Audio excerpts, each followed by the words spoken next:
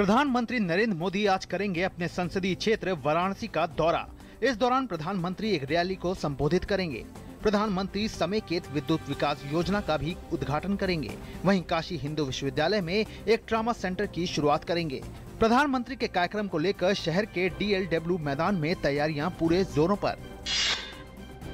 देश भर में पेट्रोल डीजल हुआ सस्ता। पेट्रोल और डीजल के दामों में 2 रुपए घटे। इसमें स्थानीय टैक्स शामिल नहीं है। इस महीने में दूसरी बार दामों में कमी की गई है। नई दरें आज से लागू, लेकिन दिल्ली वासियों को नहीं मिल पाएगा इसका फायदा। केजरीवाल सरकार द्वारा वैट रेट में बढ़ोतरी से बढ़ी दिल्ली में पेट्रोल की कीमत। व्यापम घोटाले में CBI ने 5 लोगों की मौत से संबंधित मामले में जांच तेज की। एजेंसी ने परीक्षाओं में गड़बड़ी करने से संबंधित 3 मामलों में दर्ज की FIR। ये प्राथमिकी प्री मेडिकल टेस्ट 2009 और 2010 तथा 2011 की प्री PG परीक्षा के सिलसिले में दर्ज की गई है। पूर्वोत्तर क्षेत्र में चल रही प्रमुख विकास योजनाओं के लिए केंद्र सरकार 92,000 करोड़ रुपए खर्च करेगी। पूर्वोत्तर राज्यों के मुख्यमंत्रियों की बैठक में प्रधानमंत्री ने पूर्वोत्तर के तेज और सतत विकास के लिए सरकार के संकल्प पर दिया जोर।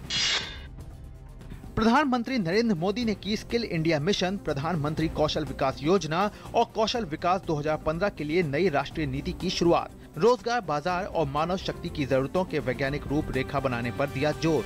प्रधानमंत्री ने कहा कि अब गरीब परिवार का बच्चा किसी से पीछे नहीं रहेगा।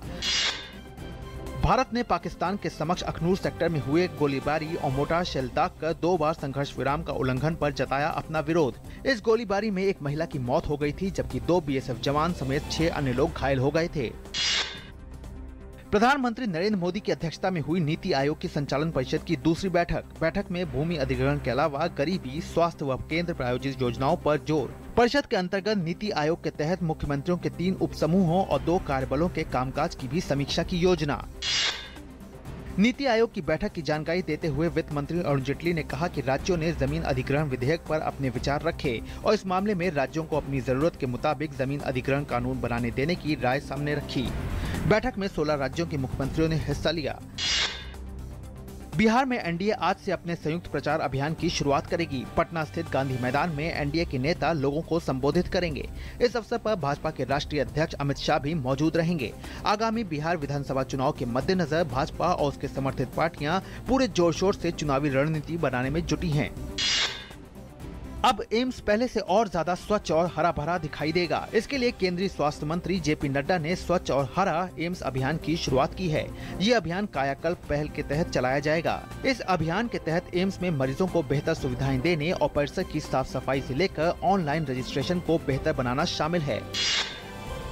समाज सेवी अन्ना हजारे भूमि अधिग्रहण विधेयक और सैनिकों के लिए एक रैंक एक पेंशन यानी OROP योजना को जल्द लागू करने की मांग को लेकर 2 अक्टूबर को अनिश्चितकालीन हड़ताल शुरू करेंगे। उन्होंने कल अपने पैतृक गांव रालेगढ़ सिद्धि में पूर्व सैन्य अधिकारियों से मुलाकात की और उनसे सलाह मशवरा किया कि किस रूप में सरकार के समक्ष 1 रैंक 1 पेंशन का मुद्दा उठाया जा सकता है। असम के 3 जिलों के 150 से अधिक गांवों में बाढ़ का पानी घुस गया है। खबरों के मुताबिक धेमाजी, लखीमपुर और शोणितपुर जिलों के लगभग 64,000 लोग बाढ़ की चपेट में हैं। या जिले के 11 राजस्व क्षेत्रों को अगले 24 से 48 घंटों के दौरान बाढ़ की संभावना से सावधान किया गया है। दक्षिणी यमन के अदन शहर में सरकार समर्थित सैनिकों और हूती विद्रोहियों के बीच भीषण लड़ाई जारी। सऊदी सरकार के नेतृत्व में गठबंधन सरकार ने पड़ोसी शहर मुअल्ला में हवाई हमले किए। खबरों के मुताबिक गठबंधन सेना की मदद से लड़ाकों ने मुअल्ला पर कब्जा कर लिया है और हूती विद्रोहियों को पीछे धकेल दिया है। अदन शहर में हो रहे नुकसान से हूती विद्रोहियों को बड़ा झटका लगा है। ग्रीस के सांसदों ने यूरोपीय संघ की बेलआउट से जुड़ी कड़ी शर्तों को मंजूरी दे दी है। वोटिंग के दौरान प्रधानमंत्री अलेक्सिस सिप्रास ने दोबारा कहा कि वे शर्तों से सहमत नहीं हैं, लेकिन इसके अलावा कोई विकल्प भी नहीं है। इस बीच उप वित्त मंत्री नाडिया वालावानी ने अपने पद से इस्तीफा दे दिया है। ग्रीस को 86 अरब यूरो की मदद मिलनी है। इस बीच संसद के बाहर आर्थिक सुधारों का विरोध करने वालों और पुलिस के बीच झड़पें हुई। कुछ प्रदर्शनकारियों ने पुलिस पर पेट्रोल बम फेंके और पुलिस को आंसू गैस के गोले छोड़ने पड़े। प्रवर्तन निदेशालय ने IPL मैचों में तथाकथित सट्टेबाजी के सिलसिले में मुंबई और दिल्ली में 3 संदिग्ध सट्टेबाजों को किया गिरफ्तार। गिरफ्तार किए गए सट्टेबाजों में दिल्ली के अमन कपूर और आशीष ग्रोवर शामिल हैं, जबकि मुंबई से परेश भाटिया को गिरफ्तार किया गया है, जिसे 5 दिन की रिमांड पर प्रवर्तन निदेशालय को सौंपा गया है। इन तीनों को ट्रांजिट रिमांड पर अहमदाबाद भेजा जा रहा है। इन संदिग्ध सट्टेबाजों पर विदेशों की एक वेबसाइट के द्वारा भी सट्टेबाजी करने का संदेह है।